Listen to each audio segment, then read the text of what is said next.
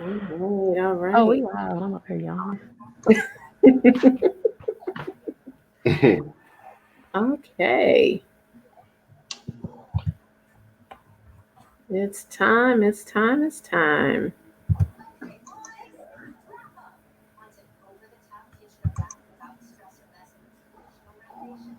All right. We are live and in living color. Oh, okay. Cool.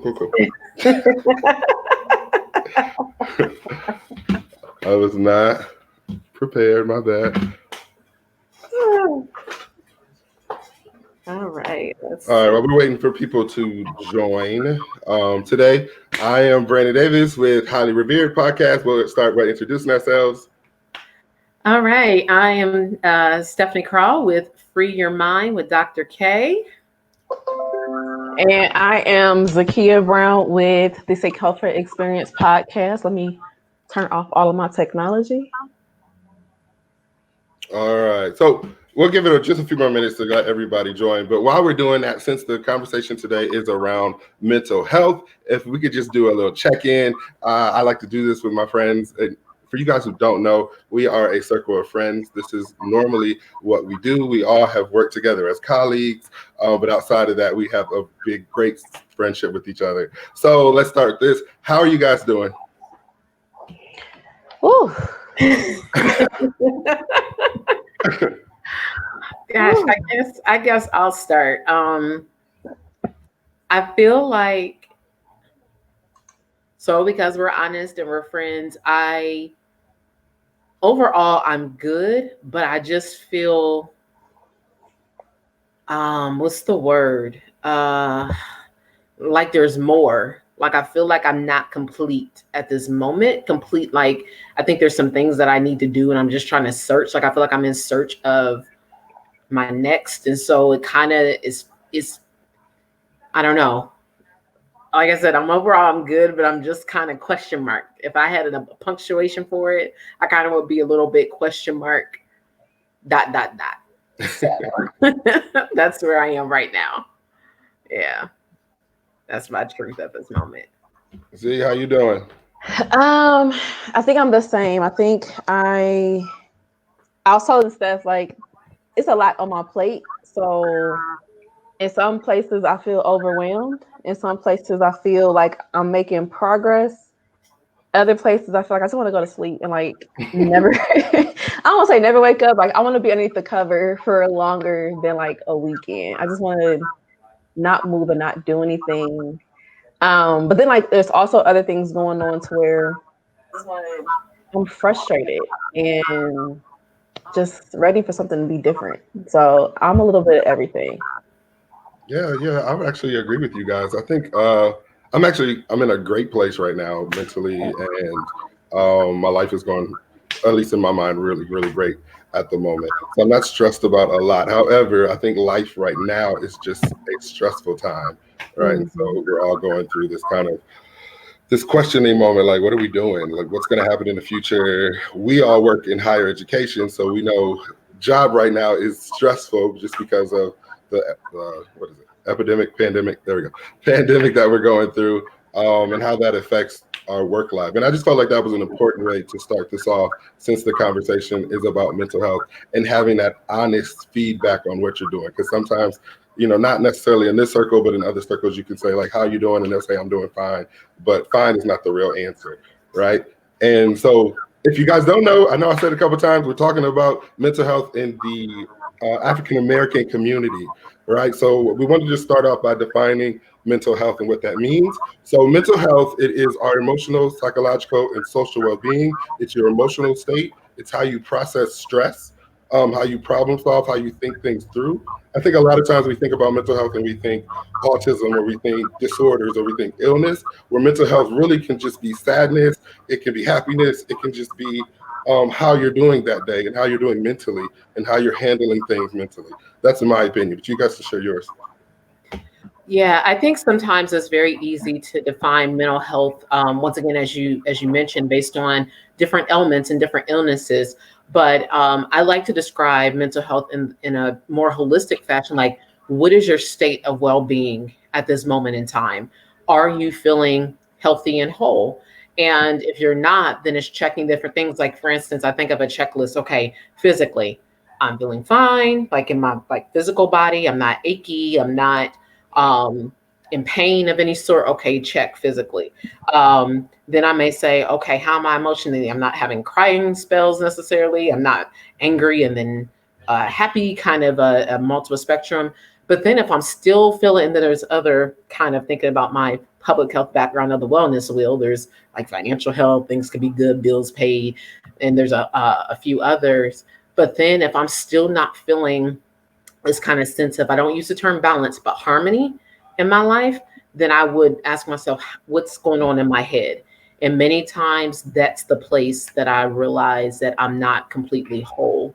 And so for me, that's how I kind of look at what is am I in this place of wholeness, or am I kind of in puzzle pieces and not together? So that's kind of my definition of mental health.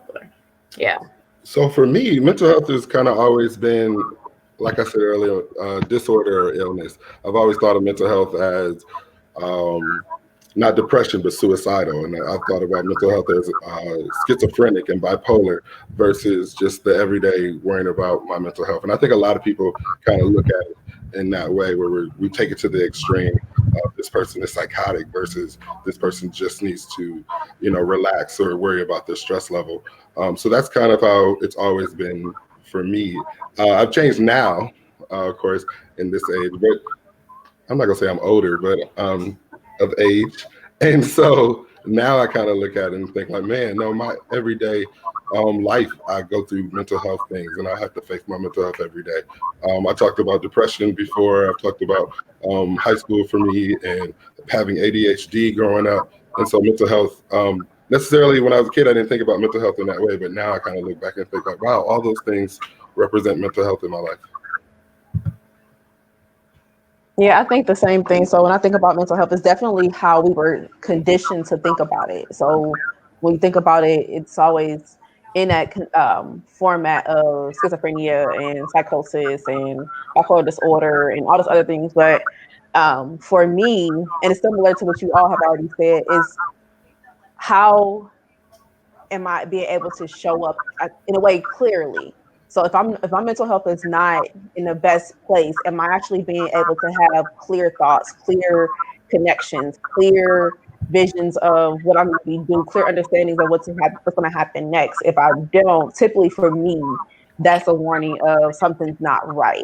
And I used to perceive it as like stress, but more so can just be there's some imbalance that needs some attention that I haven't paid attention to. So in that aspect, it ends up being, where am I not balancing myself, my time, my energy, my thoughts, and everything that's being pulled from me to make sure that my mind is clear and focused. Just want to not move and not do anything. Yeah.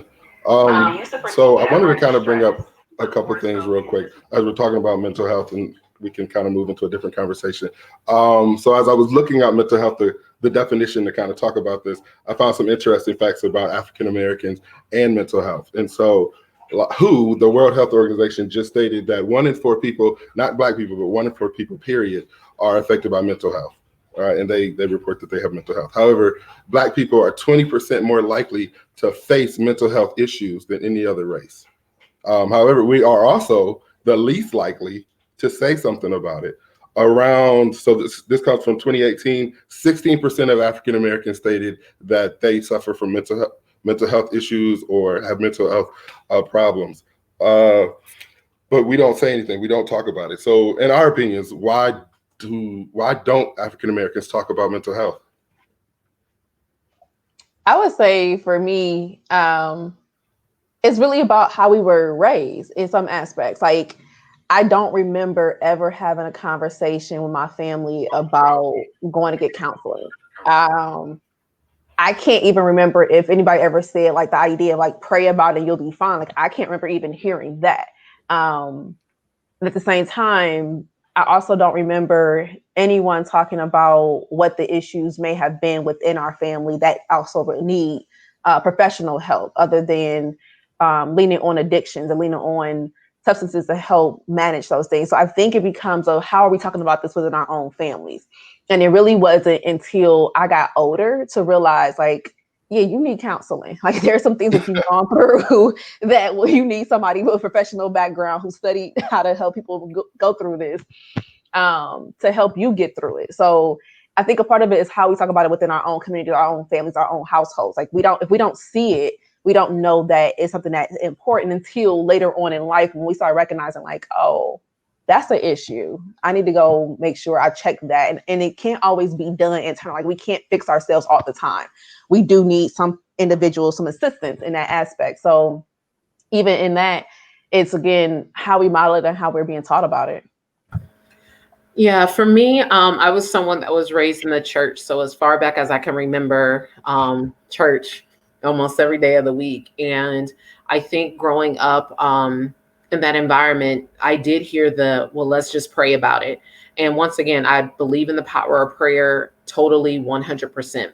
At the same time, I believe that God have led people into the profession of psychology and psychiatry for a particular purpose, because he, there was an understanding that talking through, connecting with someone, I'm allowing for someone to have this gift and expertise to help people. So I believe that for so long, people use the go pray about it. And once again, as I say that, 100% believe that prayer works and is effective.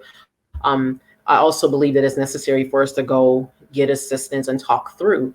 I also, as you mentioned, that sometimes you didn't talk about it. If there were issues in the home, it stayed in the home. Going out, sharing it with somebody, that's like you bringing people into our space, into our family. And so when you have that generation after generation, you kind of perpetuate problems persisting. You kind of perpetuate generational things happening. I think about different movies where people are like, comments that will be made like, oh, that's just crazy Uncle Joe. No, Uncle Joe over here, he got an issue, but nobody wants to, nobody knew how to address it, whether it was financially going to someone or people didn't understand, like, that there was, like, this is actually a diagnosis of something and how to get help. So I think there's a number of things that have played out as to why mental health is not always addressed or discussed in families. Or even I was watching a movie the other day, and someone, there was a young girl that had experienced a particular trauma. And when she experienced the trauma, her father was like, well, we're just not going to say anything. We're just going to we're going to create a whole different narrative versus dealing with what actually happened, because dealing with what happened, people are going to quote unquote look at her as something else. And I'm like, okay, I know it's a movie, but I understood when that movie was made at the time, that was the way in which things were. And so there's just a lot of reasons, but I think that now's the time to break out of that. If that's a generational thing in your family, it doesn't have to continue to move forward as something that's common. So, yeah. I'm so glad you guys brought up the church and I didn't. All right. So I think the church is growing up as a church boy, I think we did often hear to take it to God, like go to the altar and pray about it. And God's going to take everything away. Where no, God also says to seek wise counsel. So go get the help that you need to do that. And he's empowered people to be able to help you. If that's what you believe in, then you also believe that he's done that and he's given people that profession. And we also, like you said, grew up with what happens in your house stays in your house. Don't say anything about the things that are happening. I think for me, I'm very private anyway, and I was raised that way, to what happens in your house stays in your house. And that leads to stress that builds up inside of you. And there's also a distrust in the African-American community with doctors. I think that we've traditionally been passed down. We've heard stories and it's been passed to us about different things that's happened to African-Americans as they've gone to see a doctor. I know I struggled when I first moved to Ohio. Not when I first moved, but after I graduated from college and I wanted a doctor, I struggled because I only wanted a Black doctor. Like, I'm not going to anybody who is not a Black doctor. And even then, I still didn't trust. So just quick anecdote. I went to go to what is it, obstetrician, my eyes, to get an eye exam. Went in there, and I don't really do doctors either. And I only went in there to buy frames because I wanted Dolce & Gabbana frames, and it was cheaper if I used my insurance. So I went to make this eye appointment, wasn't thinking anything was wrong with my eyes. And then the doctor was like, Brandon, you need glasses. And I was pissed. Like, she don't know what the hell she talking about. I went everywhere, like her breath stank, her teeth was crooked. I went everywhere, but Brandon, you really just need glasses. And she was like, well, Brandon, at night, can you see? Like when you're driving your car? And I was like, yeah, but lights get brighter every year. They keep making new cars and they just get better. And I was like, I left there, got the glasses and was like, I'm not wearing these. I still don't wear them. I was like, I'm not wearing these. She doesn't know what she's talking about. I see just fine. I don't necessarily trust her opinion. I trust my own. And I think that happens in the African community, that we just don't trust doctors. Yeah, I think that that you're right. I mean, we could see different historically different ways in which doctors have not always showed up in the most positive ways in the African American community. I mean, you got the Tuskegee experiment, you have that's just one of the major ones, but you have all these other situations where there hasn't always been financial investment in doctors and spaces like that in certain African American communities. You have, once again, if I don't know to ask my doctor, does my doctor take the time to ask me different things? And so that, once again, that trust relationship between myself and my doctor, are you doing your due diligence as a doctor to ask certain questions? And do I trust you enough to tell you the answer when you ask me? Or if you don't ask me, will I say, so, there's been this issue continuously. So I think that I agree with the trust piece. I also agree with the fact that where's the investment? Has there always been an investment in our communities from the health perspective to really draw upon, let's create a relationship. Let's create a trust. Let's make healthcare accessible and services accessible. Don't remove something from a community because of, let's say, there was some sort of incident. So people want to up and leave the community, and you leave the community, but you hurt the people. That was one, maybe two people that had this major disruption or did something horrible, but you've now taken resources out of a community that needs it. And so that's what I see more and more now. And so that further creates the lack of trust. If you're not present, I don't trust you. So then when I do have to go to you, I'm not telling you nothing. You know what I mean? So it's just how we can change that cycle of mistrust that has been systemic. It has been built into our culture, built into the culture of our society and things like that. So I totally agree with the trust, but I'm going to need you to put them glasses on. That's in my comment there. I definitely agree with the trust issue, because that's where one of my biggest issues is, when mine more so is stemming from the research that's being done on Black people. So I feel like if I go to see counseling, will those individuals use my challenges to further stigmatize the Black community? So I'm like, I take it to that extreme. Like, I'm definitely the person who says, we've been exposed to different things as far as going beyond, and as far as the Tuskegee experiment, and even being utilized as test dummies when it came to studying gynecology. Like, it's so much that was done to the Black people, Black community, that I don't trust medical professionals. And then when you're talking about when you have data that comes out about Black people, I'm always curious about who are they surveying? Like, who are they talking to? Is this accurate information, or is it being skewed because to tell a narrative? So even going to get my own experience, have my own counseling experiences, I'm always leery. And don't live in any place that really has a Black counselor. So even now I'm trying to find a therapist or a counselor, and I'm like, where the Black people at? I know we have degrees in counseling. I know we have PhDs in counseling, but where are they to where we have access to them? Because that is a big thing about trust. If I don't see myself in this profession, why would I don't see where I need to come to you. It's a different narrative. I don't even want to go there, but it's a struggle.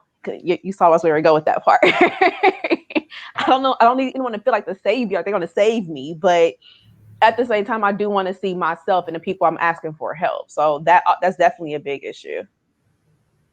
Yeah, and I think for me, trusting the doctor is kind of hard. So we had talked earlier, so when I was maybe like 6 or 7, I was diagnosed with ADHD, and so as an adult, I know that a lot of Black children were just diagnosed with ADHD. Not to say that I don't have it. I'm not saying that, but I'm just saying that you start not to trust. Like, well, do I have it? Did I? And I can say, I struggled in all of K through 12. I struggled with courses. I was on Ritalin, I was on Adderall, they upped my medicine, things like that. But the day I stopped taking it was when I went to college, and I was highly successful in college, great GPA my first time in college, not taking the medicine. And so it makes you look back and think like, well, what were the doctors thinking? How do I trust you? And I had special education like classes, I had special education counselors all through trying to help me learn and tell me like, you have a disability and you need such and such. And none of that worked until I got a different pedagogy of learning. Like I had a different learning style and I had different teachers who taught differently. And so you have those trust issues. Now I don't know necessarily what was going on with that doctor. What do I really have? Was I really struggling that way? Could you have tried a different method? Did you do it just because I was a Black kid? Like so many other Black kids were diagnosed with that. And it's a hard thing. Yeah, I can definitely see, and I wasn't necessarily a child that was diagnosed with ADHD or anything, but I think about, as you were sharing, Brandon, like the overall, once again, the mental kind of impact of that whole entire process. And so, you starting off as a child and you are excited in school and you're creative and doing all of these great things. And then someone says, no, you're too active. You're too something. And then that caused for a diagnosis that once again may or may not have been true. And so I think about, once again, different things we experience in our childhood and how that continues to follow us and show up in our lives until we make a decision. And so I think about my own life of having different experiences, growing up, different, family experience I won't necessarily go completely into, but I dealt for a long time with a little bit of rejection or feeling that, is there something wrong with me? And I'll say this one piece about, like, for instance, my father not being present in my life. I kind of dealt with that rejection. So the way that played out for me was always trying to seek after acceptance. And so throughout my life, like, once again, I was not diagnosed. I remember going to a counselor one time when I was younger, and they asked me a bunch of questions, but there was nothing else that happened after that. But I just it went with me throughout my time in school. So I worked really hard because I'm like, okay, they have to accept me. Please accept me, because I know if I'm really smart, you'll accept me. If I work really hard, you will know that I'm worthy.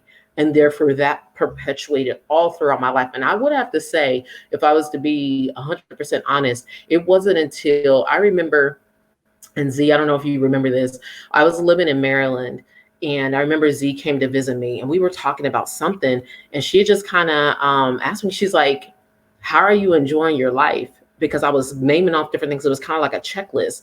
And I think, kind of reflecting in this very moment, and I've said this before, I lived my life by a checklist because I was trying to fill a gap due to some trauma I experienced when I was younger. So mentally, I was never good enough. Mentally, I was always struggling with, I have to do more. If I do more, people will accept me. People will say I'm okay, I'm great. And that that's crazy. Like, to spend years, and I'm now 37. So I would have to say, from the age, I think I was 20, I think I was past 29. Inside joke. I think I was at 30. So 7 years ago, that's when I actually arrived at this point. Like, do I have to keep doing it? And I don't even say that. I'm not even gonna give myself that. I would say in these past couple of years, I've realized not to live my life under checklist. So you're talking about 30 plus years of being defined by what an experience that happened. And I lived my life. So I'm just kind of reflecting on that whole mental angst for several years. So that, I mean, that just connected with me, Brandon, with you sharing that a doctor diagnosed you, but then I diagnosed myself at a young age. And it wasn't until literally within the past couple of years that I said, this has to stop. I can't continue to live my life with this mental trauma defining me going forward. So, yeah. So I think mine, so similar. I didn't have the challenge as a child per se in regards to wanting to be medicated. Mine was more so, it was similar of the acceptance, but it was more because I was always the one that stood out. So it was kind of like,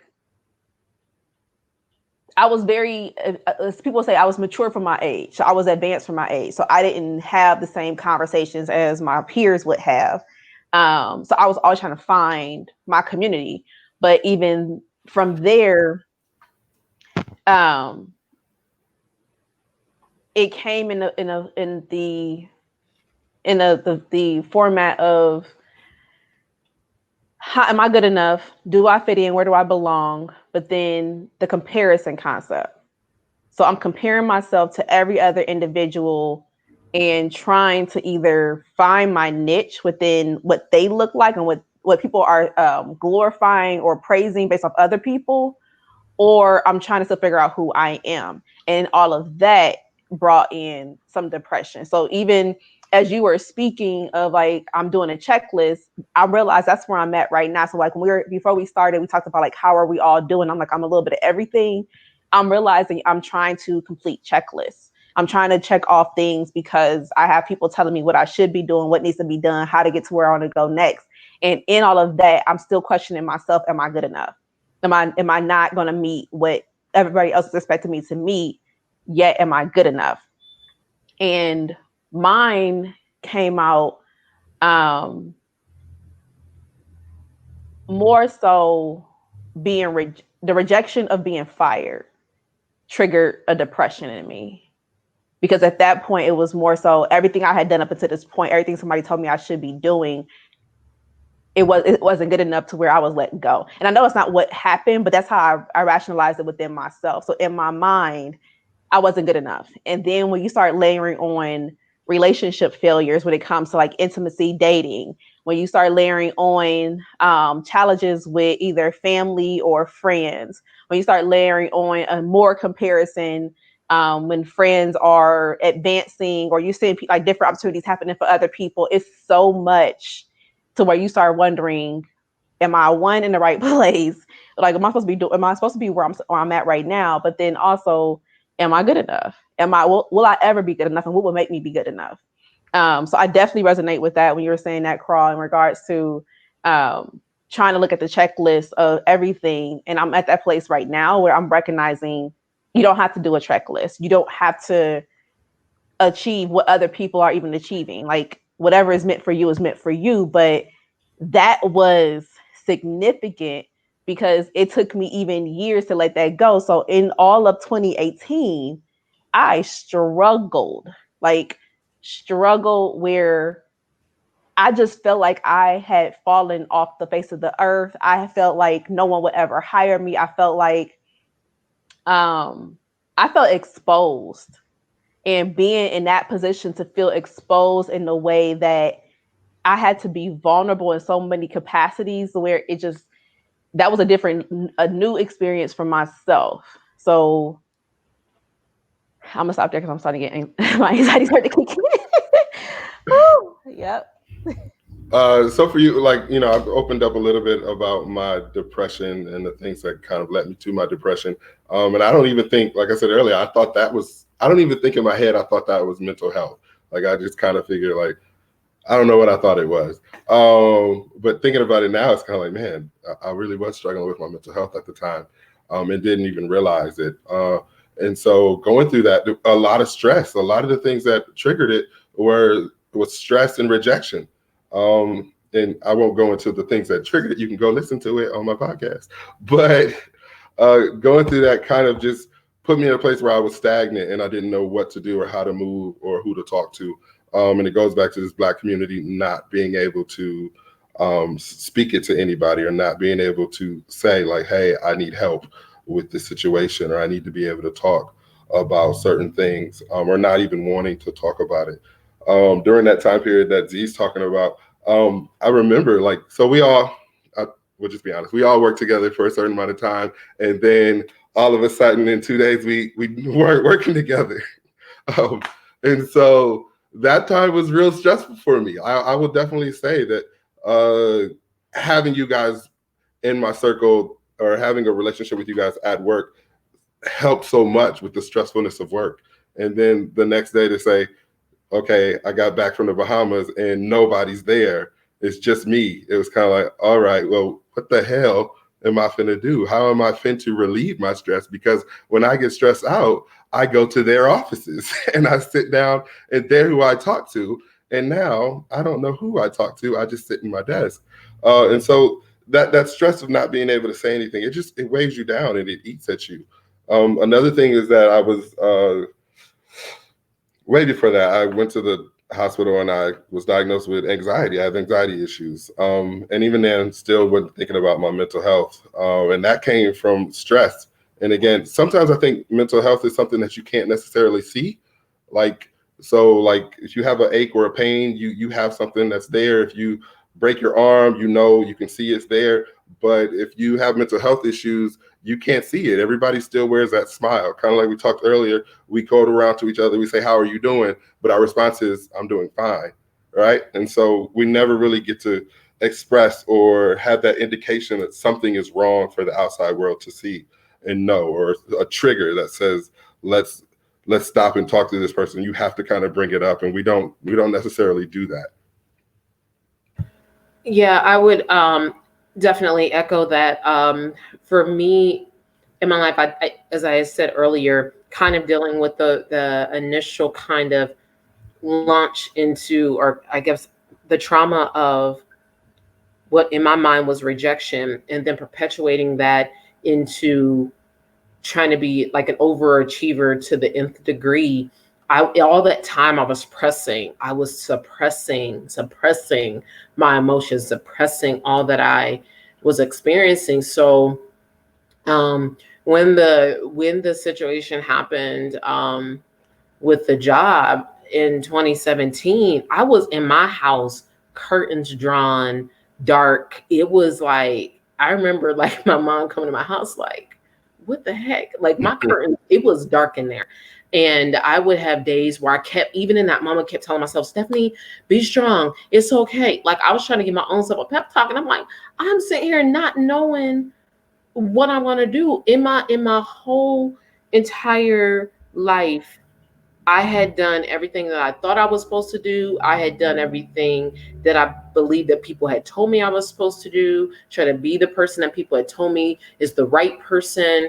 And once again, building on top of my own narratives I had built for myself. I had been successful. I was performing, all of this different stuff.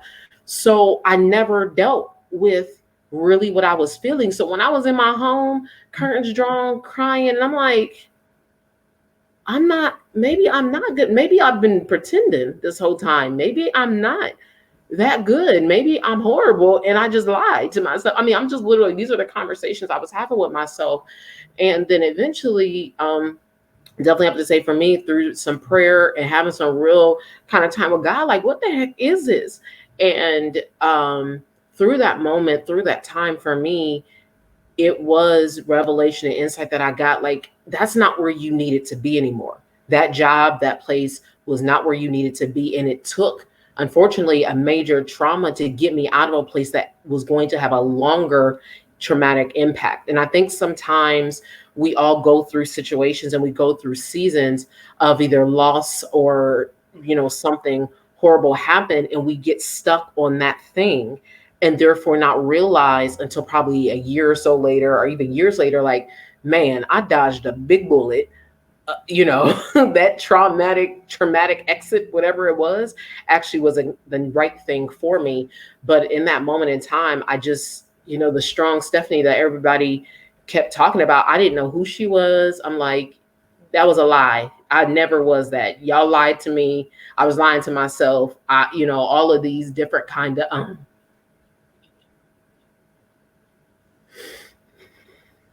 all of these different kind of layers, so, but you got to find a moment within yourself to where you go beyond that, and you see that you don't have to be anything for anybody. Like, you don't have to allow people to define you. You don't have to allow jobs to define you, but you got to get a definition for yourself of who you are. And you got to have that as the foundation, because if you don't, when the very thing that you depended on to define you leaves you, you are then lost and kind of in this desert of like looking around. And so, so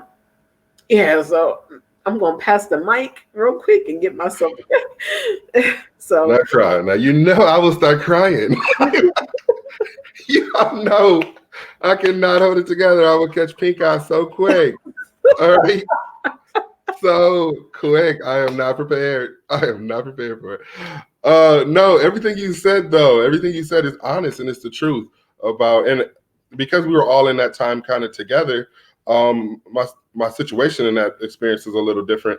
But we all felt the effects of it. So I know exactly what you're talking about in that. And I definitely remember I was already going through so much other things, and then work just became so hard. It became something that I enjoyed doing, something that I was good at, something that I could come and say, this is my safe haven, right? Because I have my friends here and everything's good here, at least. Now, all of a sudden, I'm coming to that space, and the people who I can vent to are no longer there. This is no longer a safe space for me. And I think it's so important when we talk about mental health to talk about having a safe space, having a place to go to, and having some place to be able to relieve that energy. I'm not saying that you don't get the professional help, and I'm not saying you don't pray about it. We're not saying, church is not a great option.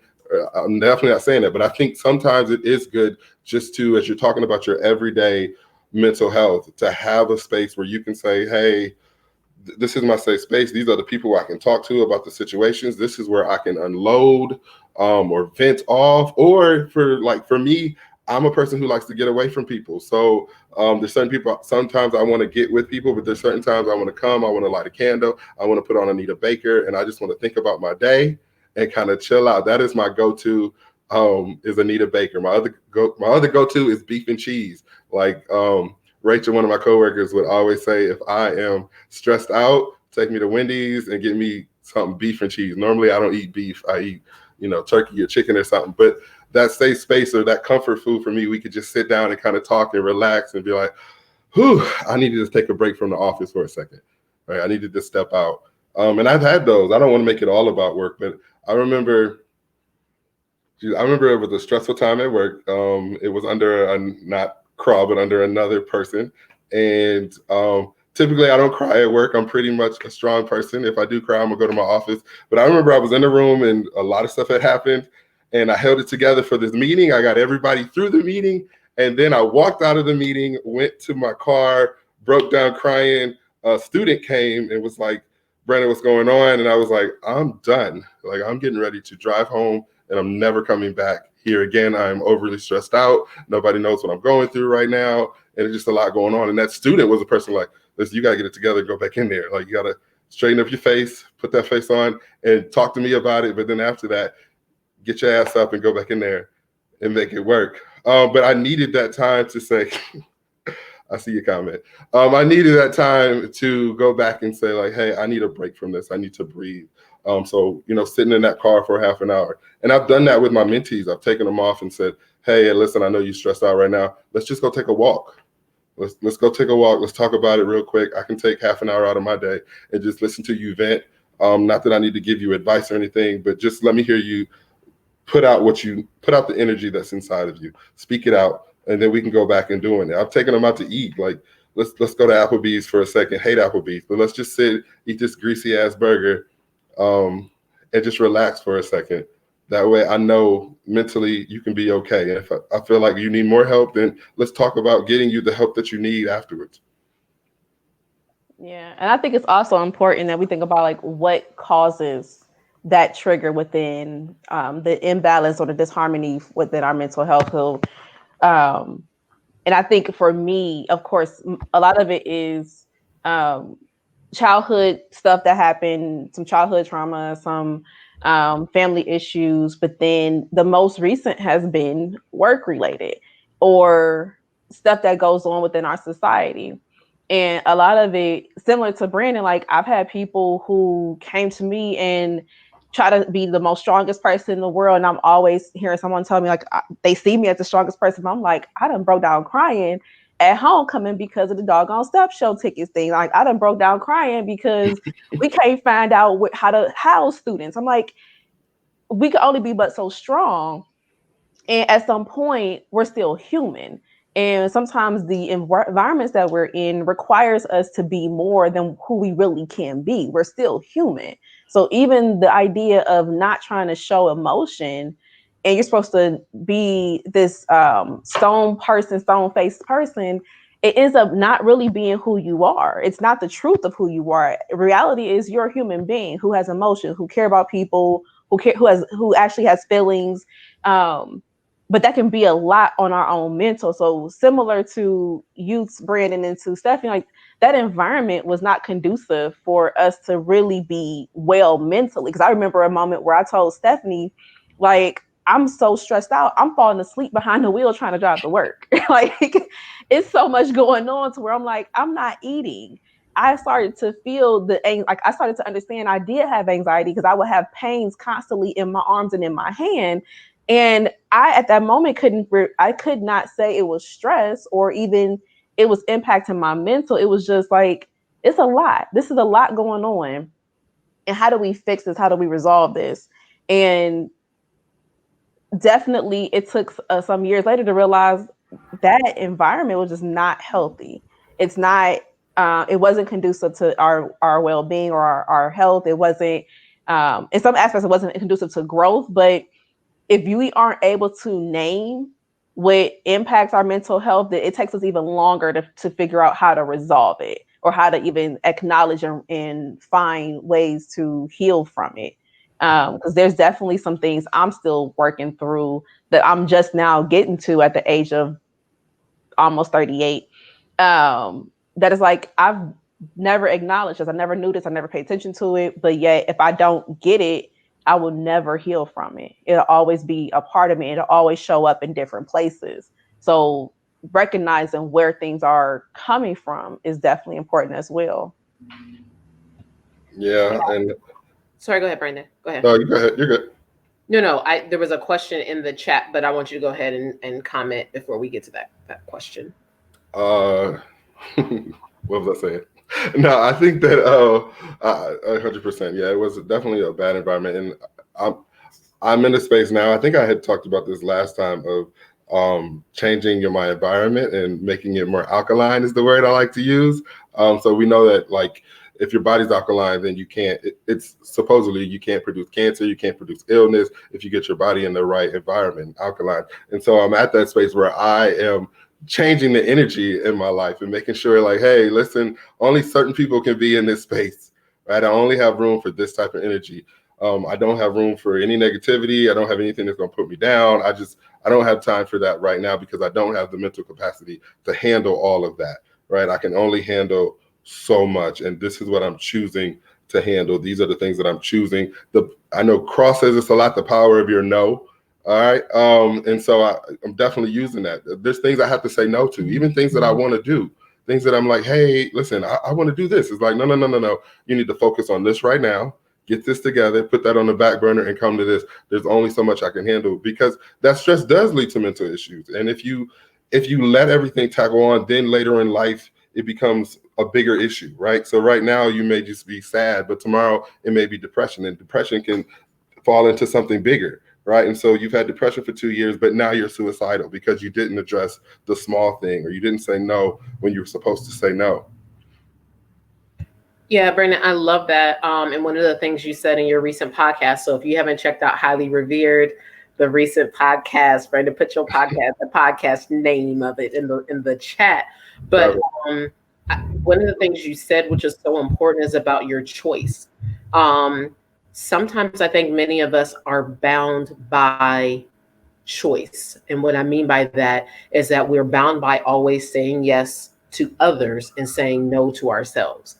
And therefore, when we keep choosing other people, we keep putting our stuff, it's kind of literally, we keep packing our stuff away in the closet. We're just packing it away, like, okay, I'll deal with it, tomorrow, I'll deal with it next week. And then you keep putting other people's stuff in front of you. And eventually you either lose yourself, or as you said, you hit this kind of bottom of depression to where you end up realizing, like, I'm not here for nobody else. I mean, I'm here for everybody else but me. So why not, why do I need to be here at all, kind of thing. And so it's so important that you make the decision to choose you first. And then everybody else has to take a passenger or a back seat, or take no seat at all. You get to choose who's going to be in the car with you. I mean, we all have been on road trips. I'm sorry. We all been on road trips. We have piled in together. We have people in the trunk of the car and people in the back seat and everything, because we chose to make everybody a part of our group, a part of our life at that time. But if there was at any moment that we no longer wanted to choose them, and that doesn't mean I don't love you, I don't care for you, but I got to choose me. So that I have to say no to you. In some moments, I have to say yes to me, no to you, in order to get myself together. And one of the things I always say, or I've said in some different speeches and things that I've done, or speaking engagements, is that kind of look at yourself as a sponge. A dry sponge cannot clean up anything. It's not effective. But when you begin to soak up what you need, you then can actually be the operational, you can actually you could be utilized appropriately. So once again, the sponge analogy, a dry sponge can't clean up, but a soaked up sponge can do all the cleaning it needs to do. So it's like, once again, pour into yourself first, soak up what you need, so you can then go out and be that amazing, effective, impactful, and powerful person you want to do, but don't keep trying to solve everybody else's stuff, and you are just jacked up on the inside. So choose you for sure. I wanted to hit this question that came in to the chat.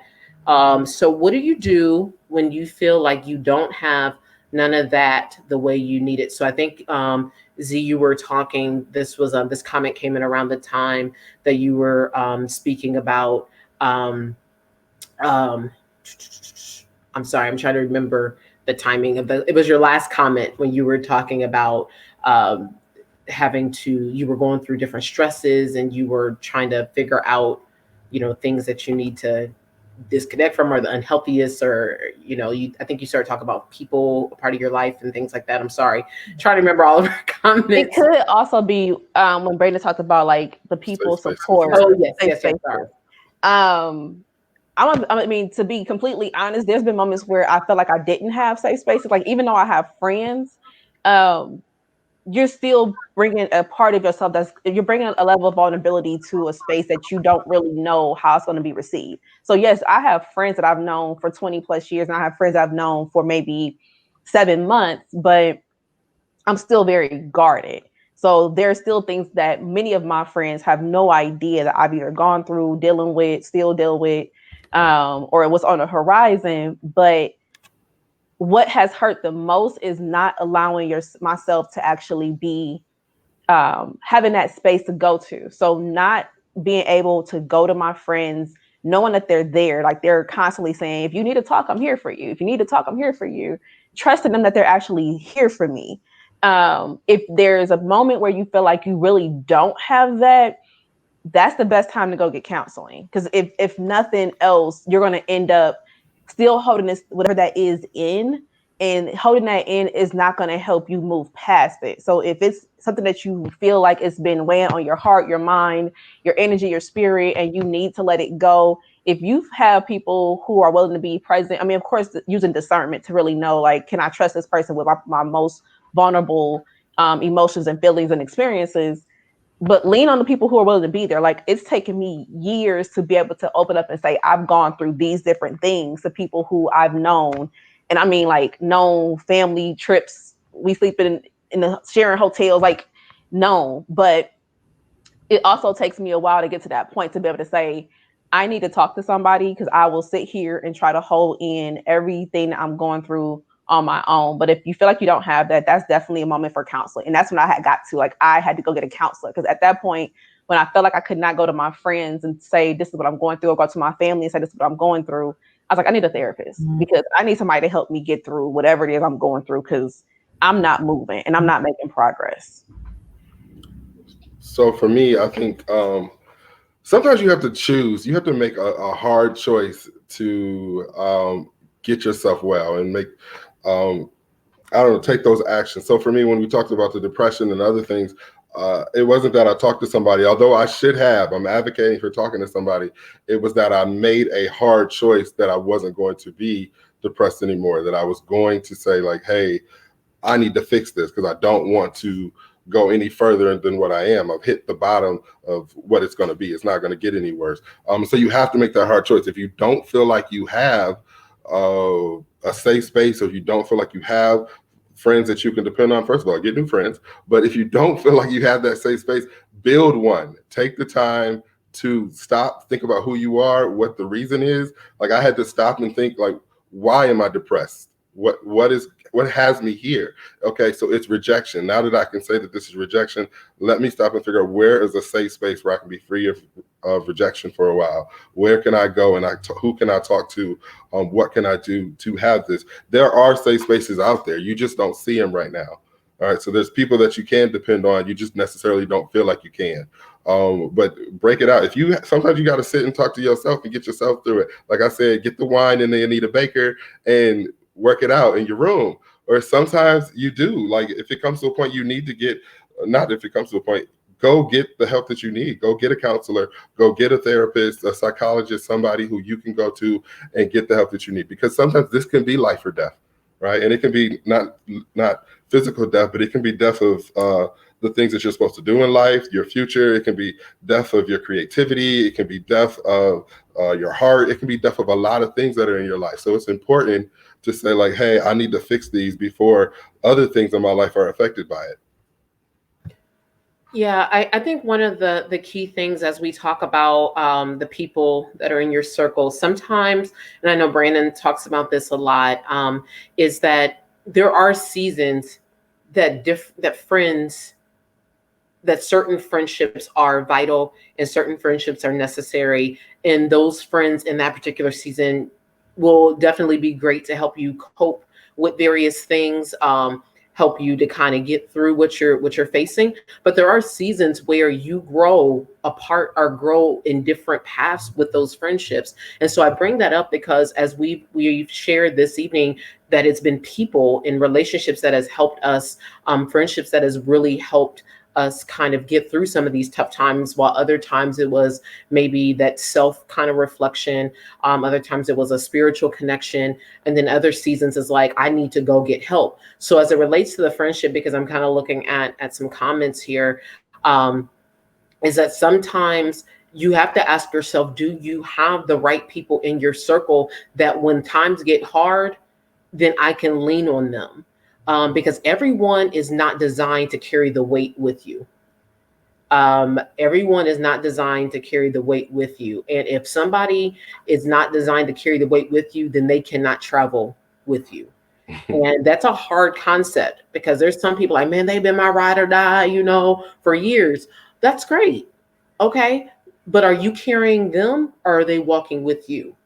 And that is so important, because there are seasons where there's some people that have to fade out because they no longer can go with you and they no longer are giving you that wise counsel. And I think about that so much that I would say the group of friends that I have that, Z and Brandon are a part of, these are like people that I know if times get hard, I can pick up the phone with any of them like, hey, y'all, okay, stuff is real. I need either some time. I need to come and drive to come see you. We need to go out for a moment, or, whatever the case may be. And that's a genuine thing. And I see these people being with me for a lifetime. There are people that I was friends with that they have fallen off. They were no longer people that can walk with me. So I think a part of this aspect of mental health and well-being is determining who is in your circle and when there is a season that you may have to transition friendships. If you ever feel like sometimes that you're draining from your friends and they actually say, well, you draining from me, that may be a friendship that maybe they can't walk with you. And that's okay. Be okay with separating from some people that are not able to be there with you. And I'm not saying that oh, well, you can't deal with my problems, so you can't be with me. Because sometimes you need friends that say it's time to get over it. And that real tough love, like we've been circling this mountain long enough. It's time to move on. And if you have those kinds of friendships, those are necessary. But if you don't have those type of people in your circle, if everybody in your circle look like you, that's a problem. And maybe we got to reassess. We got to reassess in order, once again, to push forward. So I think that is so critical. To just really make those decisions and choose people wisely that are going to walk out life with you. And that's critical to your mental health and well-being, period. So I just wanted to, based on some comments, wanted to draw that out as a very key and critical thing. I just want to add just a little to that. I know we're pushing on time and we're going to end it in an hour, but somebody not in an hour, like an hour from now, but we gave our time limit. We was a little lengthy last time. So somebody had told me one time to consider my life like an airport, right? And so you can bring everybody you want to the airport, but there's a gate that stops the people who don't have a ticket, right? So as my life continues, as I look to move on to the next level, if you don't have a ticket, then you're not on this flight, right? I have to leave people behind. And it doesn't mean that I can't contact them, doesn't mean I can't reach back out to you. But as I move on to my next level, there are going to be people who came to the airport with me, but did not have a ticket to get on the plane. Did that make sense? I hope that makes sense. It makes great sense. Come on, I'll be trying. Do you have a ticket? Yeah, you ain't got a ticket. Rejecting you. And that's what I mean about keeping, the right people in your life right now, whether it's family, whoever it is. I'm very cognizant of who I'm surrounding myself by at this point, because I know where I've been, I know my mental state in the past. And so there are only certain energies that I can allow in my life, and so many negative energies, I can't do too many of those, right? So if you're going to be in my circle, not necessarily in my life, but in my circle, then you have to come with the right level of energy. You have to come with the right mindset, because I am protecting myself, right? I have to protect myself. I can't give to you if my cup is empty, right? And so as my cup depletes, I'm not able to serve. So I have to keep my cup filled so that it overflows. And out of my overflow, then I'm able to give to other people. Brandon, you better go ahead. You better go ahead now. Stop. Soak it up. All right, listen, we almost on time.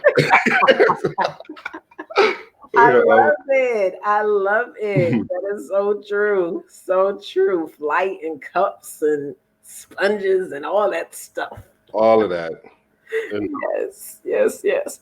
So as we are coming to a close on today, what are kind of a final question for all of us? And I have to say, folks, that because of this conversation, there's so much we didn't touch on. We have been talking amongst each other about doing a part 2 to this, because once again, there's so much when we talk about mental health that we didn't go down tonight. So definitely stay tuned for another part of this conversation.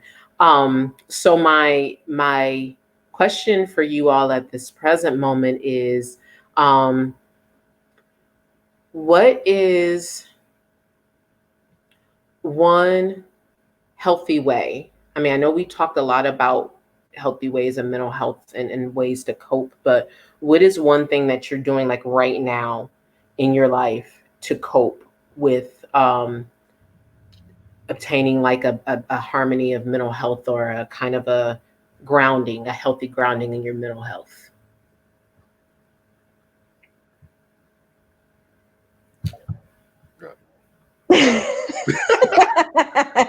Okay, I could try if that'll help. But I was gonna go ahead and I was just gonna jump in. So because of what I went through in 2018, I realized I needed to let certain people go. So in 2019, I started letting relationships go and being consistent and adamant with letting them go. We tend to have a tendency to try to let people go out of our lives. We'll eventually like let them back in, or we'll continue to have a conversation. I got to the point where I like may have said, okay, we can't be friends anymore, or I just start blocking phone numbers. That's one way to make sure I have harmony. But then other is I do what I really want to do. So I can't always lean on try to satisfy other people, but I do what I love. So like if I'm having a very stressful day, I will literally sit here with some Dolce de Leche ice cream and I will binge watch either Law and Order or Criminal Minds or something just to decompress from whatever is stressing me out, just to regain that control of not allowing whatever circumstance, whatever energy is trying to take control of my mind or my energy. So I will just do what I want to do. And it's been helping a lot. Or I will work on a dissertation that is taking me too long to really write. But I will reshift my focus is what I'm not trying to say. Reshift my focus. So for me, I'm really focused on myself right now. And I say that proudly. I'm not really worried about other people. I know I've given a lot of my time to other things in the past and making sure that other people are okay. But in this part of my life, I am focused and attentive to my own needs and where I want to be. So that's really helping me. I am taking my time with life. I'm not rushing it. And so I realize that stress is bad for me physically and mentally as far as health. And so it's important for me to stop, to breathe every day, to not take things so personal. I've given a lot of my life to work and making sure that I am doing my best at work and putting all that I have into it. And I talked to one of my colleagues about this. I pulled myself back a little bit and said, hey, listen, at 5 o'clock, it's Brandon time, and Brandon needs to worry about Brandon right now and figure out what Brandon's doing. And at 8 o'clock tomorrow, I'll see you again, but I need to focus on me. The other thing is that like I said earlier, I do have my safe spaces. This podcast, the thing that we're doing was part of that. We said before, expressing myself and letting people in is a form of therapy for me because I typically don't do that. I hold a lot of stuff in. I'm very private, very secretive. And so what I've started to do is, be an open book. I just talked to one of my mentees the other day about that. Like he called and said, I just want to know more about you. I was like, well, listen, I'm open. Ask me whatever you want to talk about and let me express myself. I saw boundaries down there. Boundaries is clear. Yes, I do have a lot of boundaries now. I am saying no to a lot of things. You will get a quick, no, I'm not doing that. No, I'm not coming. No, don't call me. Or I'm ignoring phone calls if I need to ignore phone calls. You do not have to pick up every time your phone rings. You can leave a message. You can send me a text and I can get back to you when I need to if I choose to. But yeah, that's what I'm doing right now. Awesome. For me, I would say this may sound silly, but my friends will appreciate this. Absolutely nothing. It is real, y'all. If y'all know me, if you know me, you would know that I have been a person that's like everything. I'm always busy, always here, there, and everywhere. Nothing. So if I get a moment where I have to do nothing, and I mean just sit, watch TV, maybe play with my doggy Daisy, if that, she can go sleep somewhere. Nothing that would cause my mind to have to work. That is my therapy. So once again, if you know me, you will know the reason why that is a big thing for me to say my therapy is nothing at all, meaning no, my coping is nothing. My brain is not going to be expensed on a grant proposal, not on some sort of presentation. It's not on, no, it's me, myself, and I on my couch. I'm not going to tell y'all what my series that I'm watching right now, because my mom will probably throw something at me, but that's okay. But yes, I would say definitely that. Also writing for me. I love to write. and it's been therapy, I would say, for me my whole entire life, and I'm trying to be more intentional about it in this season. So writing or doing nothing at all is my coping, because I find peace in not doing anything. So so yes, I am. So yeah, that is my cope piece. People who don't know you don't know why that's. It may sound weird to them, but I understand completely. Doing nothing, absolutely. We are overtime. We are at 4 minutes overtime, so we are going to call it a wrap. So for many of you guys who do not know, we'll reintroduce ourselves as we close out. We all have our individual podcasts that we want you to check out. I have my own. Paul has her own. Zakia has her own. So check those out. A lot of them are really, really motivational, really personal as well. So do that as well. I normally just end my podcast like, oh, all right, and then I close it down. I don't really have anything special that I do. You can find me anywhere that you want to find me. Just Google me. I'll let you guys go. So for me, my podcast is Free Your Mind with Dr. K.